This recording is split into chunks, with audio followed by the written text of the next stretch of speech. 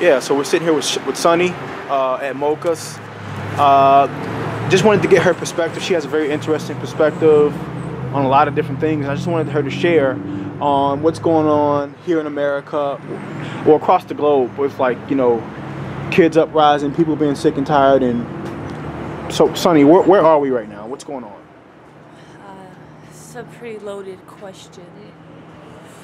I feel like the world is literally... Speak up some, please. Okay. That is a loaded question. I feel like the world is literally at a tipping point right now.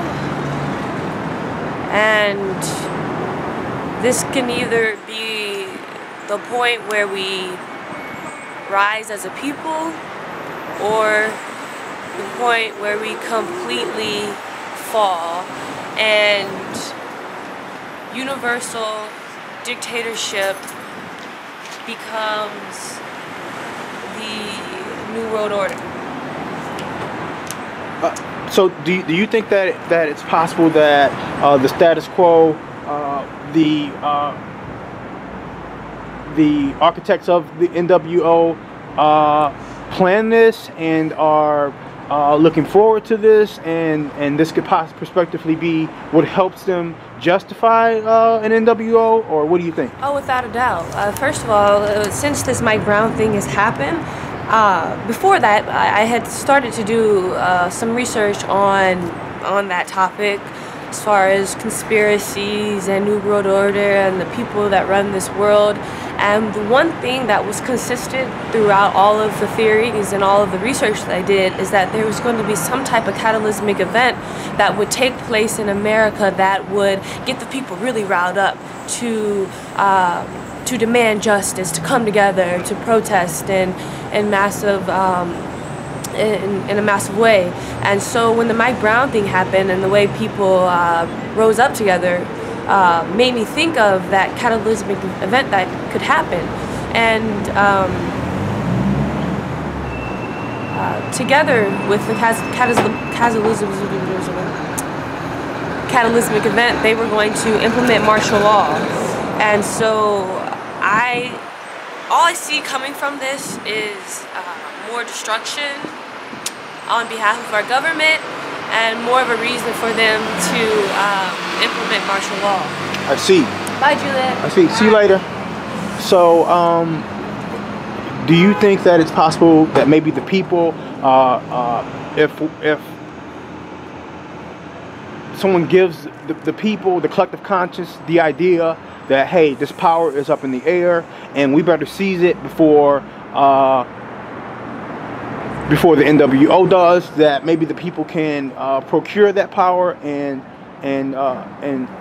save the world, and we can be in Zion? Or what do you think?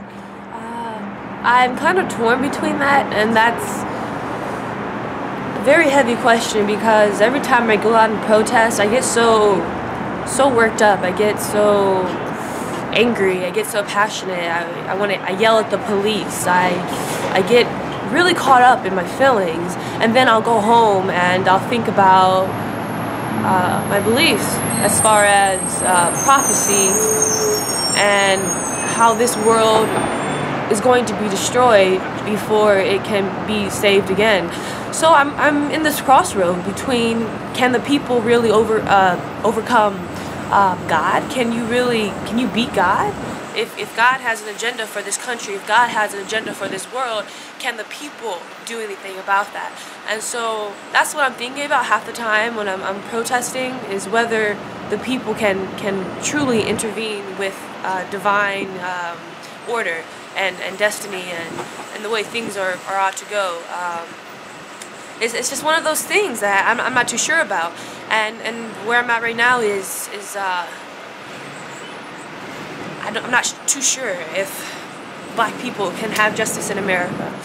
And that also coincides with prophecy, speaking of black people being, part of the lost tribes, and how it says that the only way that they will redeem any type of real justice is if they follow a so-called covenant. And also with that, it says to get out of Babylon. A lot of people refer to Babylon as America.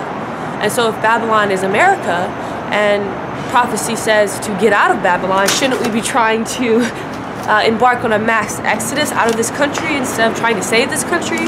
And when I also think about America, all I really think about is genocide. I think about genocide in a way that it's in our air. It's in the air that I'm breathing right now. It's on the grounds that we walk on.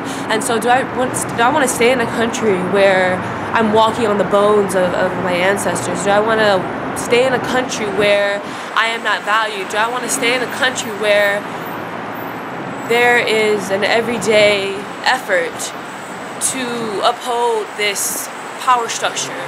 And when you said about the agenda of New World Order and all that, I think about how much effort, how much hard work they put into making society the way it is today. They're not going to give up the easy fight. We're dealing with governments that have nuclear weapons. We're dealing with governments that have rising armies like Russia, who has supposedly a 7,500 man troop. Speaking of which, Sunny, getting international. First of all, what does justice look like for black people in America? Number two, speaking of getting out of America, getting out of Babylon, is this the national system of white supremacy that we fight against, or is this a global system of white supremacy that not only we, but our brothers and sisters in Hong Kong, Palestine, Mexico fight against?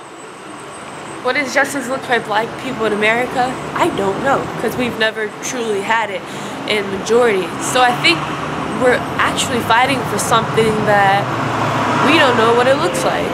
At least for myself, I mean, if I really get dreamy here, if I really try to romanticize what justice looks like black people being able to have communities where, like Asians, like a Chinatown, like Blacktown, without us being called racist. Somewhere we can be sovereign. Exactly, like they try to do in the 1960s and 1970s. However, every time black people in America try to come together, you get the war on drugs, and then you get the crack epidemic to totally eradicate it and destroy it. So there's always some type of intervention on behalf of the government when it comes to black people coming together. So when I think about that, every time that black people have literally tried to come together and be better together, the government has interfered with that. So that you get Ebola, you get AIDS.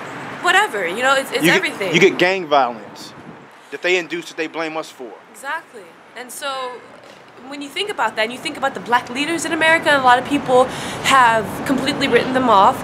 Well, you can't be one of the scholars say, I don't remember his name, but you cannot be a black man or a black woman in America trying to do for black people. You have to go to Africa to do that. You cannot truly be successful like Oprah Winfrey. Oprah Winfrey has enough power, has enough money to completely eradicate all the problems that we have in St. Louis right now as far as Ferguson, but we haven't heard from her. But they will destroy her. Exactly. They will destroy her. We don't have enough black leaders, black people in America that are willing to risk their lives for the majority of people and for the generations to come, just like President Barack Obama.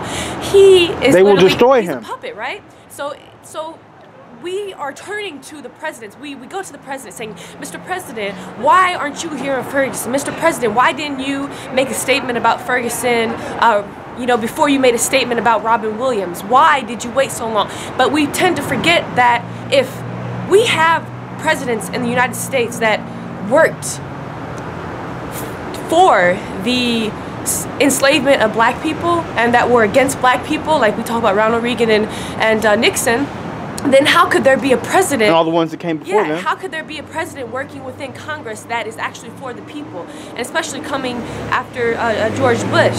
So I don't think the solution is asking our president to intervene with corrupt government. Because our president's job, no matter what his name is, his job is to perpetuate the system of white supremacy. Exactly, and to answer to the world leaders. So when we try to reach out to President Obama, he is only going to give us an illusion that he cares about what is going on. And he has proved time over time that this is not his business, because he consistently dips his hands in international affairs, yet he does not focus on the communities in the country that are suffering at large.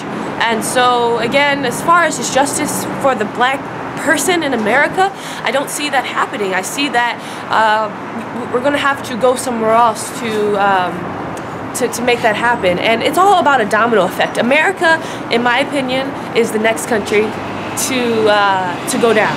And it's going to, of course, it's going to be a new world order, but you can run from it in a sense and preserve your life is kind of where I'm at right now. I can either die fighting for justice here in America, or I can go down the line and preserve my life in that kind of way. And really my goal right now is to live my average lifespan. You know, there's so many... Or we could also go to Cuba with Auntie Asada. We could go to Cuba, but we have an embargo on Cuba, so Cuba would be a very, very, very easy target for them to harass people there, you know, because they could easily come to Cuba with their drones and lock it down, right? And shut it down, because South America, so they have a lot of control over there. So I thought about South America a lot, but then I just thought about how America is very much still intertwined with the affairs in America, and how we get a lot of our oil from there. So they're literally usurping all of the oil out of South America. So sooner or later, they're not going to have a lot of their own natural resources. I mean, they use South America to destroy the black community with the fucking crack epidemic. Yeah. So yeah, you know, Sunny, before our fingers fall off, do you have anything else you want to say, or any advice for the people? Keep doing what we're doing, because I don't condemn anybody for effort. You know, like I'm probably still gonna go to a protest like the next time I hear about one, and I do that because there's a contagious spirit like within these protests. It's like they're empowering. They make you feel good. When I'm out there protesting, I'm like, damn right, no justice, no peace. You know, if we no don't racist police. Exactly. And if we don't get it shut down, that sounds good and that feels good, because literally we're thinking like, okay, we got them. You know, we won. But again, when I go home, I'm thinking like, damn, we haven't even seen their power. We haven't even seen what they're capable of. And sometimes it makes me nervous, because I know how much power that they have, and what are they waiting for? You know, like it's kind of nerve-wracking when you really think about it. So if you believe in justice in America, organize and do your thing here in America. And at this point, I really am thinking about, and several people, trying to create a group of people that want to embark on a mass exodus out of America. Black Star Liner. Yes, and into Africa. 2.0. So I think that's our only real hope for real justice, because we could go to Africa, we could go to Ghana, and we could create our own, we can get our own land for cheap. Of course, there are problems everywhere you go, but when you think they'll just come over there and give us Ebola, won't they? Well, again, it's yeah. I was gonna see how I word that. It's wherever your mind is when you think about Ebola is what truly matters. If you think Ebola is really what America portrays it to be, then that could be very well true. But if you think about Ebola in terms of population control and as a vaccine, what it is, exactly, then you know that won't bother you too much. Again, that all ties in with the New World Order stuff, and I don't like to really talk about that too much, because that stuff will drive me crazy. Right. And it has driven me like freaking crazy. Like right now, every time I see like an airplane in the sky, I think about like the 12. Yeah, I think about like the 12 jet airlines that are supposedly missing from America. You know, and the ones that Iraq supposedly stole or something. I don't know, but I think about that shit. I get kind of nervous. So, but anyways, I just think about going somewhere where we're actually accepted and we don't have the type of problems we have in America. We're gonna have problems anywhere we go, but I just feel like I feel the same way about those. Yeah. I feel the same way about those 12 stolen jets as I feel about black people burning down Ferguson. But hey, black people. Well, not, you know what? Let me rephrase that. Civilians burning down Ferguson. Yeah. But anyway, with that, you know, supposedly there were policemen doing the majority of the burning. Well, you can just look on YouTube. Yeah. But hey, let's not get too unsafe here. It's cold. We got the brilliant Sunny, FTP. One love.